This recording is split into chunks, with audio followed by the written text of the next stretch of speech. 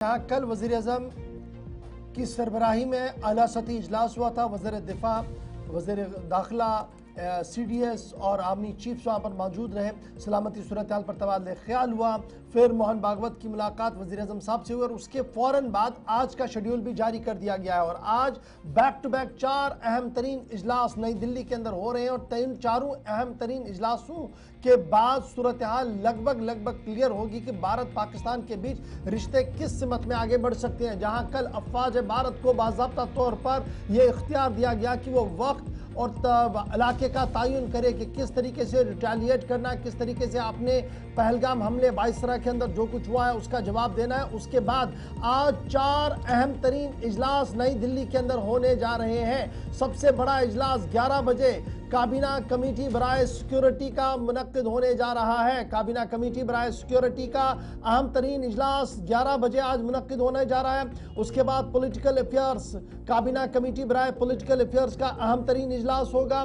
उसके बाद economic affairs का इजलास होगा और उसके बाद एक और अहम इजलास जो काबीना का इजलास होगा। और माना जा रहा है कि पहलगाम हमले के बाद ये पहला काबीनी इजलास होगा जिसमें अहम तरीन फैसले लिए जाएंगे। यानी आज बैक टू बैक 4 अहम बड़ी मीटिंग्स होने जा रही है और अहम मीटिंग का आगाज सुबह 11 बजे होगा, जहां पर पहलगाम हमले के बाद कैबिनेट कमेटी ऑन सिक्योरिटी जिसमें अहम तरीन डिसीजंस लिए जाते हैं, डिसीजन की इंप्लीमेंटेशन को रिव्यू किया जाता है, ये 11 बजे होगा जिसमें वज़ीर आज़म साहब मौजूद रहेंगे, वज़ीर दिफा साहब मौजूद रहेंगे, वज़ीर खारजा साहब मौजूद रहेंगे, वज़ीर दाखिला मौजूद रहेंगे, CDS मौजूद रहेंगे, कौमी सलामती के मुशीर वहाँ पर मौजूद रहेंगे, इंटेलिजेंस सरबराहान की भी मौजूदगी को यकीनी वहाँ पर बनाया गया है। इसके फौरन बाद एक और इजलास काबीना कमेटी बराए पॉलिटिकल अफेयर्स का भी होगा जिसकी सरबराही वज़ीर आज़म साहब भी करेंगे और उसमें भी अहम तरीन सीनियर वज़रा की मौजूदगी को यकीनी बनाया गया है। काबीना कमेटी बराए पॉलिटिकल अफेयर्स के बाद काबीना कमेटी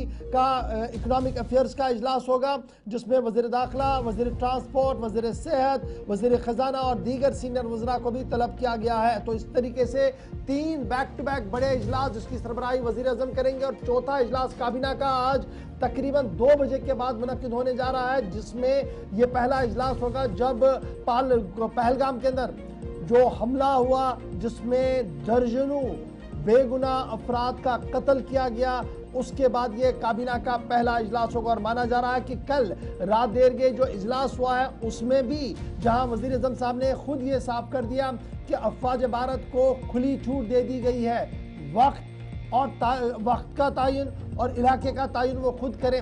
उससे ये साफ है कि आने वाले दिनों में भारत पाकिस्तान के बीच तनाव किस तरीके से बढ़ सकता है। और ये साफ वज़ीर आज़म ने बिहार में ही कर दिया था जब 2 ज़बानों में तकरीर कर रहे थे। तो हिंदी बेल्ट में हिंदी में वो बात कर रहे थे और अचानक से अंग्रेज़ी में जब उन्होंने अपनी तकरीर इख्तिताम किया तो उन्होंने साफ किया कि भारत अपनी हदूद को जानता है और हदूद के तहफ़्फ़ुज़, इलाके के लोगों के तहफ़्फ़ुज़ को यकीनी बनाने के लिए इंतहा पसंदी पर आखिरी नकेल भी कसेगा और जो लोग इसमें मुलविस हैं उन्हें चुनकर मार दिया जाएगा। ये वज़ीर आज़म साहब ने 2 टोक अल्फाज में पैगाम दिया था जिसके बाद सरहदी तनाव बढ़ चुका था।